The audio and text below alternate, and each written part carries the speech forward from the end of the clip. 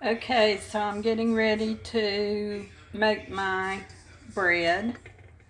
This is my mixer, and on my mixer is a dough hook like this. This is the dough hook.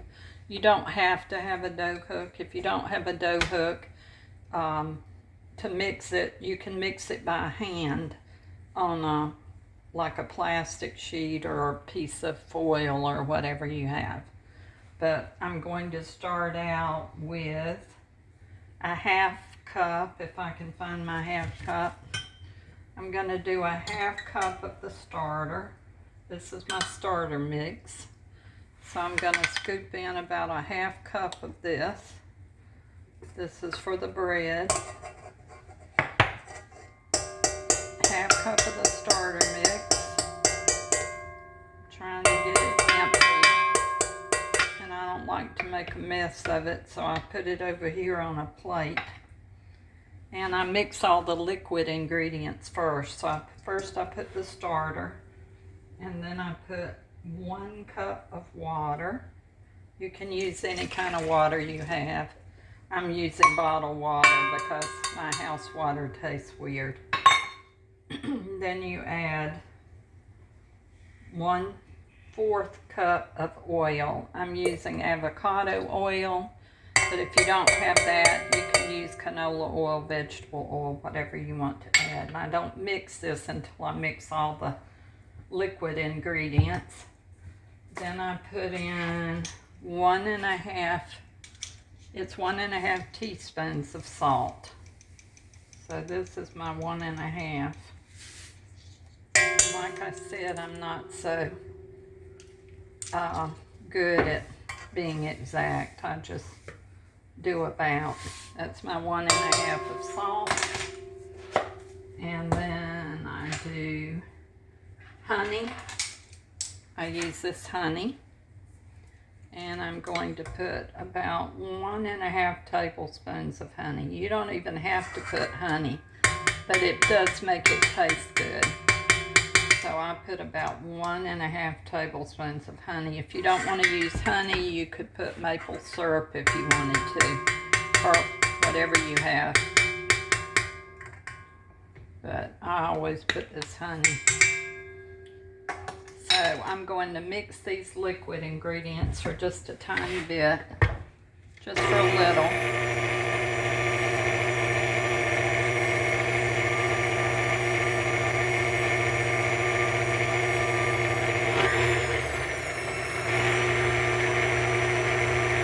I like to get that well blended. After I get that blended, I'll lock my mixer. Well, first I have to put it up. Then I'm going to add about a little more than 3.5 cups of flour. And so I add the flour. I usually add about 2 cups of the flour. And then I mix it for a little bit to get it going. So here's my 2.5 cups of flour. And then the last cup, I'll mix it for a longer time. So that's 1 cup.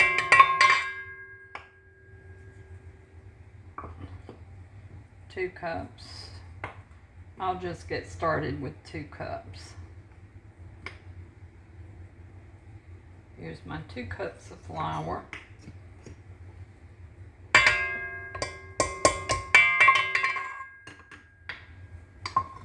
I'll let this mix for just to get it blended. Let it get going. While that's getting going, I'll put another cup in. This will be my 3rd cup of flour.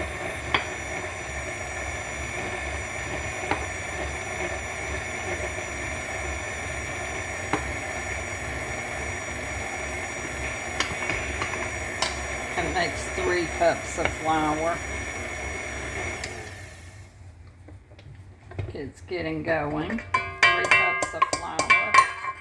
And then I'll do another little more than a half cup.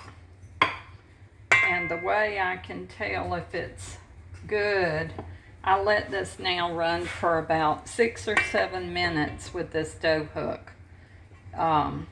If the dough is sticking to the bottom of the pan when after about 6 minutes, then that means it's a little bit too wet. And so I'll add like a tablespoon at the time of flour until it comes clean off the pan. Once it comes clean, you know it's about ready. So when it's ready, you take it out. You don't have to knead it or anything because the dough hook took care of that. And then I put it in a greased bowl, and I cover the bowl and let it sit on the counter and rise until it's about doubled in size. So here's the bowl that I'm using for the first rising. I put a little oil in there, and you might want to just rub it around like that a little bit so that the dough doesn't stick. And here is the dough that I just took out. It's important that the dough be about like this. It shouldn't look drier than this, and it shouldn't look excessively sticky. It should be about like that. You can see how it looks. So when you put the dough in the bowl for the first rising, you're just going to put it in there first and then flip it over. So there's a little bit of oil on the top. And then you just take any kind of a light rag like this and throw over the top of it, and that will rise. It could take different amounts of time depending on how hot it is in the room, if it's wintertime, summertime. I would estimate the average time for it to double in size would be about, say, 4 hours probably. Average. It might rise a little faster, it might be slower, but once it's done rising, then you're ready to go to the next step. Okay, so the next step is here. It has about doubled. You can tell when you do this, see how it's about doubled in size and it's all puffy. So now I'm going to take it out of the bowl. I wash my hands real good, and I'm going to put it on here. I put a little bit of flour on here so that I could hand knead this. Actually, I should take my ring off, and then you don't have to knead it for a long time, just long enough to kind of get it well mixed. And then after I get it well mixed, on here, I'll put it into this pan here, and then it will have to rise one more time before baking. So these papers here we bought on Amazon in a multi-pack, a whole lot of them. You don't have to use that. If you don't have that, you can just grease the pan. But as you can see, you just turn it and knead it like this until you get it fairly smooth. Once it starts to get smooth, then I'll start to shape it. You don't want to fold it and then have a hollow space in the middle. You want to keep kind of joining it, but put it kind of in a loaf-like shape. I usually put the kind of foldy part on the bottom side because it is going to rise again. But I'll shape it kind of like that it'll fit in the pan. Kind of pull it out so it's about fits in here. And I'll kind of mash it down like this so it'll rise evenly. You can put a couple of cut marks through it, but I don't generally do that. I just let mine rise. So you will cover it again. Now comes the issue, did you get it all done in one day? If you didn't and it's getting late at night, what you can do is put it in the refrigerator overnight, which is probably what I'm going to do. And then let it rise the next day and bake it for its second rising.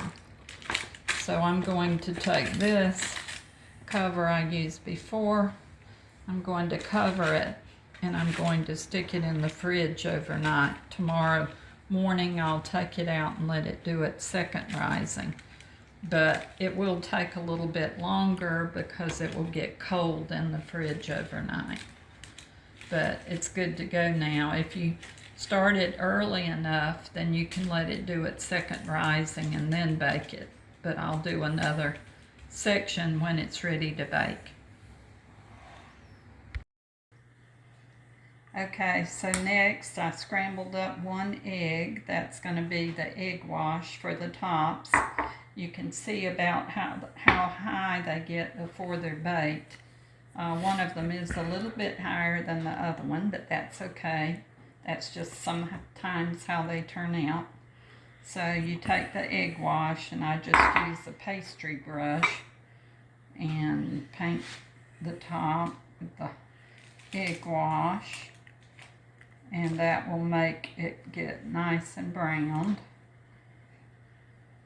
I would not skip that part because it does make the tops get nice. Whatever's left over, I cook it for in the microwave for the dog, so I don't waste it. I hate wasting eggs as expensive as they are. So anyway, you just paint the entire top. Makes it sticky too.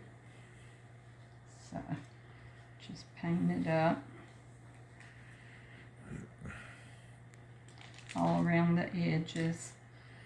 I use these papers that I mentioned to you that I think I got them from Temu, but I'm pretty sure they have them on Amazon too. And they came in like a 100 pack, so they last for forever. See, I have quite a bit of egg left.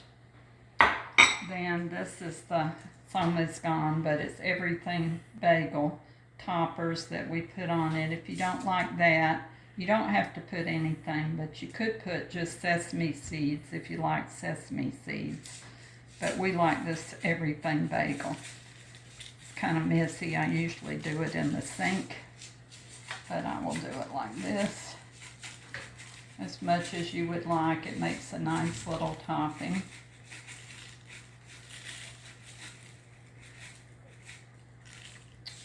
And now it's ready to bake. They will go into the oven at 375 for exactly 40 minutes. They will be done in the center after 40 minutes, and I do preheat the oven. Ta-da! Here's the finished product. The bread just came out of the oven. It smells delicious. It will be taken out of these containers and put onto the wire rack until cooled. And then we will store it in a plastic bags in the refrigerator, or some will go in the freezer. So anyway, hope you enjoy, and thanks for watching.